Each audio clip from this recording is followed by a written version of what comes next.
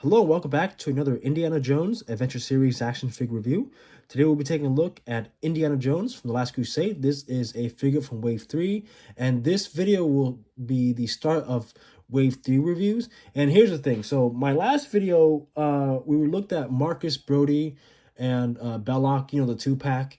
And I know I said that there was one more deluxe set from Wave 2, that being the Temple Escape set from Raiders with Indy and that little diorama piece that is based on the temple stand that holds the golden idol.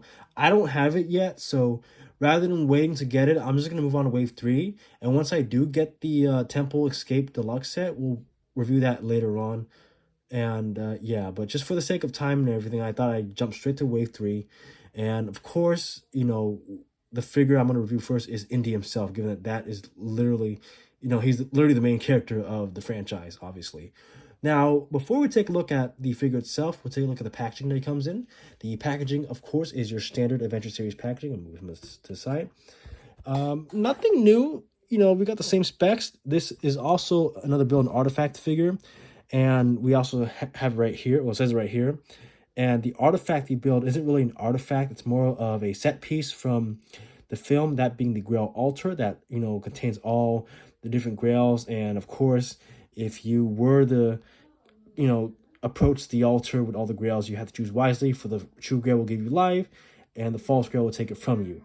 And yeah, but here's the front, of course. The side is the same. We got a picture of Indy, and we got a picture of him and his dad on the motorcycle when they are, talking about, they're debating about going to Berlin to get the diary, and then Indy is trying to bait him to ignore to forget the diary and go straight to Marcus Brody.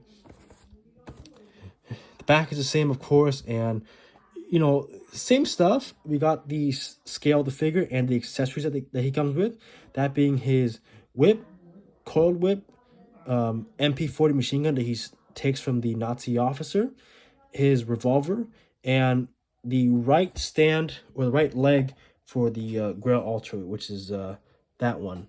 And yeah, and one little gripe I have about this is that even though he does come with a revolver, I kind of wish he came with a Webley revolver, given that that's the gun that he used in the film.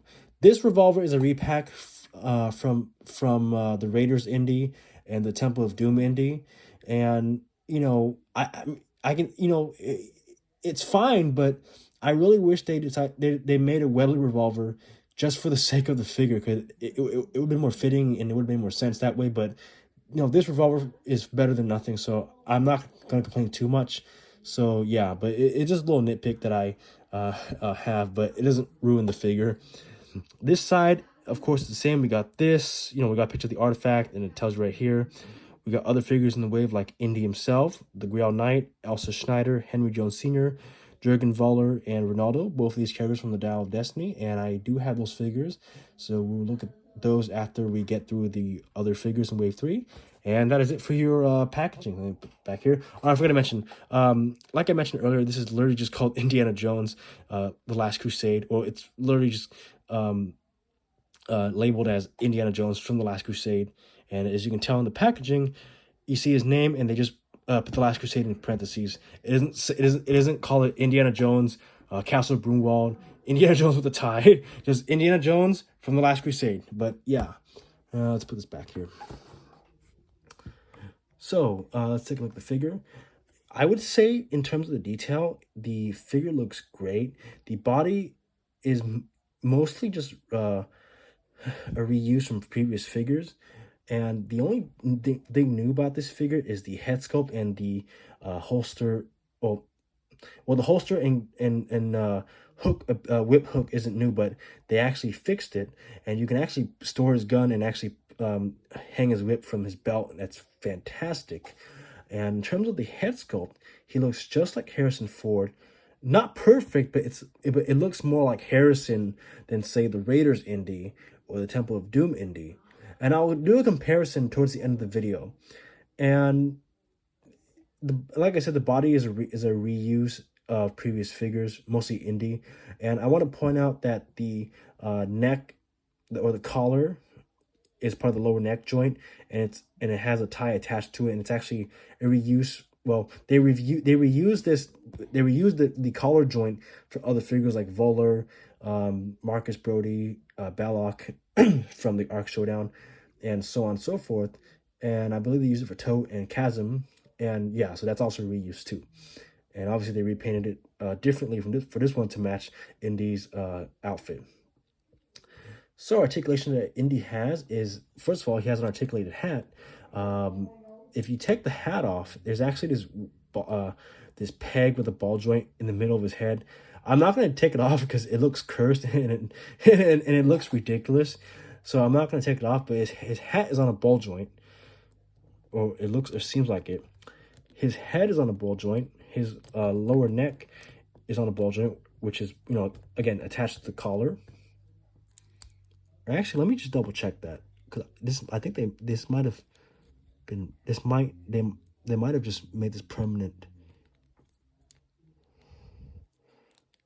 Okay, so I don't know if it's just my figure, but even though this is the same neck joint, I think they just glued this down to make it stay in one place. I don't see it moving, but it's the same neck joint, like I said. But yeah, he also has hinge shoulders, hinge elbows, ball jointed wrists, a ball joint at the waist, hinge hips, swivel thigh, hinge knees, and hinge ankles. And like I said, the equipment belt is fixed, so you can attach his whip and put his gun in his holster. And what else? The overall figure is better, and even though it's the same body parts, they the fixed equipment belt is a vast improvement. And in terms of the accessories, I know I showed them in the box or on the box, on the back of the box, but just for for fun, I thought I'd show you the accessories in detail. The whip is a repack, the coil whip is a repack, the gun is a repack, like I said. But the MP40 is also a repack from Belloc, from the Ark Showdown Belloc. Now, in terms of the paint and appearance, Last Crusade Indy has a much darker, blacker MP40 compared to Belloc. I think, let me see if I can turn off my light real quick, see if we can get a better view at this. But if you can tell, Belloc's MP40 is more of a grayish, like graphite color, whereas the Last Crusade Indy is more of a jet black. But again, it's the same accessories, just repainted differently.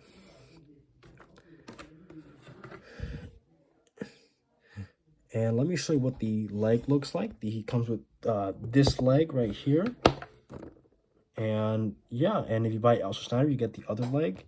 And you have it, and if you get two legs, you can have your Grail altar stand up. And what else? Oh, let me compare the two figures, or not two figures, but this figure with the other indies in terms of the head sculpt. This is Raiders Indy. All right, so on the left we got Raiders Indy, and here we got Last Crusade Indy. Obviously, yeah, the head sculpt on both figures look different, and obviously I think, well, I said this earlier, but I think this one looks more like Harrison Ford. And if we compare him to Temple of Doom Indy, again, Temple of Doom Indy doesn't look like Indy too much, or doesn't look like Harrison Ford. So I'll give points to Last Crusade Indy in terms of the facial likeness and resemblance to Harrison Ford. And the only other figures that actually look like Harrison Ford is this Indy. This is Professor Indy from the Last Crusade, and they reuse his mold for Club Obi-Wan Indy.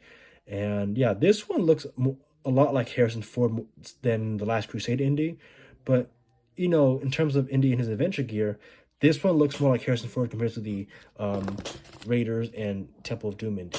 But obviously, in terms of other figures, the Professor and the Club Obi-Wan Indy look more like Harrison Ford in terms of the head sculpt and likeness. And I guess the only other figure besides that is probably Hypnotize Indy. This one also looks like Harrison Ford too in terms of the likeness and head sculpt. But that's really it. So I think the only three or the only four that look like Harrison are Professor Indy and Club Obi-Wan Indy, Last Crusade Indy and Hypnotize Indy. But that's really it. So yeah. But anyway, yeah, this figure is probably a 9 out of 10. I'm giving extra points because of the improved head sculpt and the improved equipment belt. And I don't think I showed you the... No, actually, no, I showed you the gun in the back of the packaging. So you guys know what it looks like. And I have it holstered in the holster. So I don't want to take it out just because. But yeah, again, I wish they made a Webley revolver, given that that's the gun that he used in the film.